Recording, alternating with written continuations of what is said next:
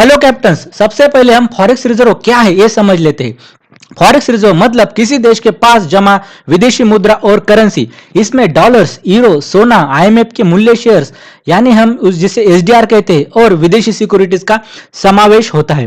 दोस्तों, हम देख सकते हैं कि इंडिया का जो फॉरेक्स रिजर्व है अब वो 600 बिलियन डॉलर के मार्क्स पार कर चुका है और वो उसके आगे जाके अब 609 बिलियन डॉलर हो चुका है। और दोस्तों, ये पहली बार नहीं हुआ, ये दूसरी बार भी हुआ है। पहले भारत का जो फॉरेक्स रिजर्व था वो जून 2021 में टॉप पे गया था और अब फिर भारत ये करने गया है और ये दूसरी बार हुआ है।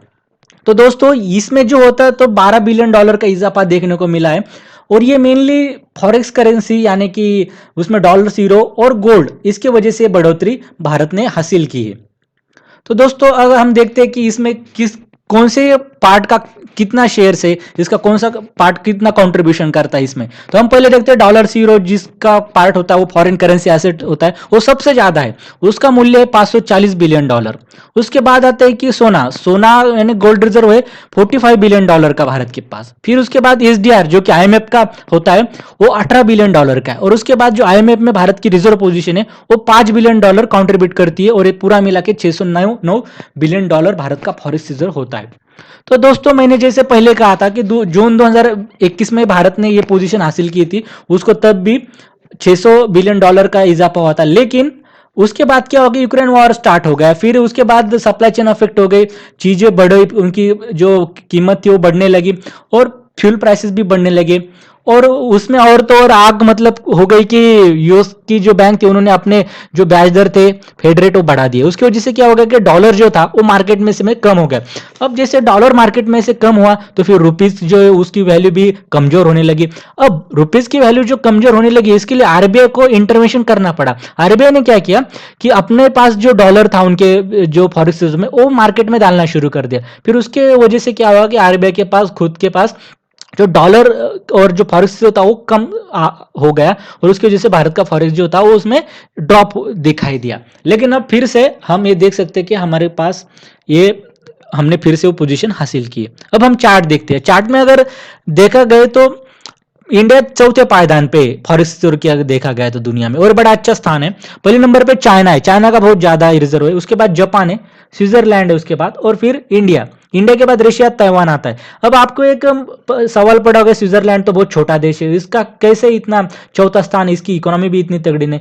दोस्तों, इसका कारण ऐसा है कि स्विट्जरलैंड में टूरिज्म बहुत ज्यादा है, इसलिए वजह से बहुत ज्यादा लोग वहां पे विजिट करते हैं। और दूसरी बात ऐसी हो गई कि जो स्विट्जरलैंड है तो वो बहुत ज्यादा जो लग्जरी आइटम है जैसे कि उसमें वॉचेस हो गई और कुछ गाड़ियां भी हो गई वो एक्सपोर्ट करता है, तो इसके वजह से उनके पास ज्यादा रिजर्व है। और ताइवान की भी वही केस है, ताइवान में कैसा सेमीकंडक्टर हब है, चिप भेजता है, मोबाइल इंडस्ट्री में, कंप्यूटर इंडस्ट्री में बड़ा नाम है उनका, तो इसलिए भी इनके पास ज्यादा फॉरेक्स रिजर्व आता है। और दोस्तों, आपको और एक लगा होगा क्वेश्चन कि यूएसए क्यों नहीं। यूएसए का ऐसा होगा कि यूएसए की जो डॉलर करेंसी है वो यूएसए की करेंसी है, तो ये घर की करेंसी, इसलिए वो अपने ज्यादा रिजर्व में रखते नहीं है क्योंकि कभी भी इसको छाप सकते हैं, इस उतना उनमें कॉन्फिडेंस है। ये ज्यादातर गोल्ड को ज्यादा तवज्जो देते हैं और गोल्ड ही ज्यादातर अपने फॉरेक्स रिजर्व में रहते हैं क्योंकि गोल्ड इनके अमेरिका में ज्यादा मिलता नहीं, तो उसके लिए वो ज्यादा मेटल में विश्वास रखते हैं।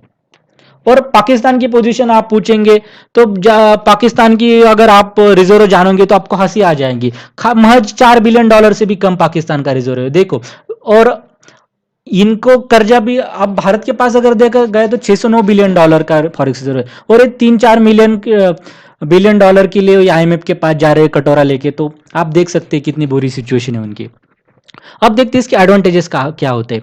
एडवांटेजेस पहले एक तो करेंसी स्टेबिलिटी, जैसे कि हमने देखा है और कुछ क्रिसिस हो जाता है, जैसे कि रुपीज हो गया उसका ज्यादा ही वो कमजोर होने लगा, तो उस टाइम क्या आरबीआई एक्शन में आ सकती है और वो अपने पास का डॉलर मार्केट में डाल के डॉलर का सप्लाई बूस्ट कर सकती है और उसके बाद फिर रुपीज स्टेबलाइज हो सकता है। तो ये क्रिसिस मैनेजमेंट और करेंसी स्टेबिलिटी में काम आता है। उसके बाद इसके वजह से क्या होता है कि जो लोन लेते हैं हम उसका रीपेमेंट, हमें देखो लोन, आप इंटरनेशनल लोन जब लेते हो तो डॉलर में ही पे करना पड़ता है, तो अगर आपके पास डॉलर अच्छे खासे होंगे तो हम लोन रीपेमेंट अच्छे से कर सकते हैं, इसका फायदा है।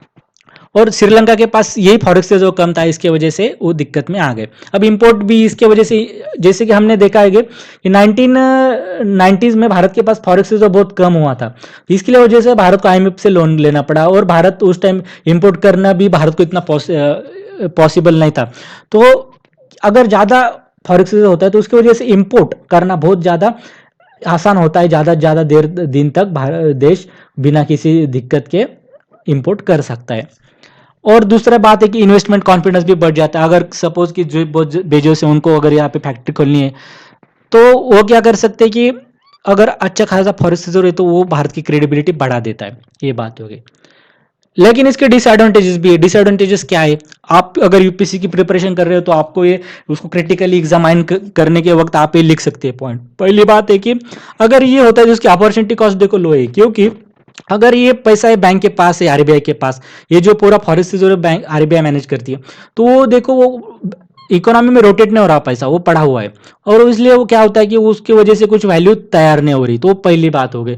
दूसरी बात ऐसी हो गई कि इसका एक्सचेंज रेट ज़्यादा अगर अपने पास होता है तो रुपये ज़्यादा डॉलर होने के बाद रुपये तगड़ा हो जाता है, और रुपये तगड़ा होने के बाद क्या होता है कि हमारे पास फिर हमारी चीज़ें जो होती है वो सब महंगी, मतलब कि फॉरेन मार्केट में देखो वो महंगी बिकती है, महंगी उसकी कीमत होती है डॉलर के तुलना में। तो इसकी वजह से क्या होता है कि कोई फॉरेन जो महंगी चीज़ें होती है वो बिकती नहीं फॉरेन में, फिर उसकी डिमांड कम होती है। तो हमारे एक्सपोर्ट अगर महंगे हुए तो कोई लेगा नहीं भारत बाहर, तो एक्सपोर्ट उसकी वजह से क्या होता है हमारी जो निर्यात होती है उस पर अफेक्ट करते ज़्यादा फॉरेक्स रिजर्व हो तो।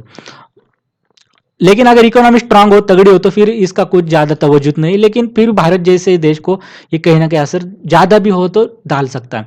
और इसके बाद महंगाई भी बढ़ती है। और तो और देखिए, अगर हम ज़्यादा डॉलर डॉलर करने लगे तो क्या होता है कि ये डॉलर तो पहले फॉरेन करेंसी है, और फॉरेन करेंसी होने के बाद हम अगर ज़्यादा उनको हमारे फॉरेक्स रिजर्व में रखने लगे तो क्या होगा कि इसकी वजह से एक प्रॉब्लम तैयार होगी कि अगर कुछ भी बाहर होता है यूएसए वगैरह का, हमें तो हमें उसका जो उसके जो टेंशन होते हैं और उसके जो परिणाम होते हैं हमें भुगतने पड़ सकते हैं। तो ये भी हो सकता है, इसलिए इंडिया ने आते समय में शायद गोल्ड पे ज़्यादा ध्यान दिया, तो ये अच्छी होगी जैसे यूएसए भी करता है वो। लेकिन खैर गोल्ड भी इतना अवेलेबिलिटी में, और वो भी इंपोर्ट करना पड़ता है तो उसके लिए भी पैसे देने पड़ते, तो वो भी एक बात हो गए।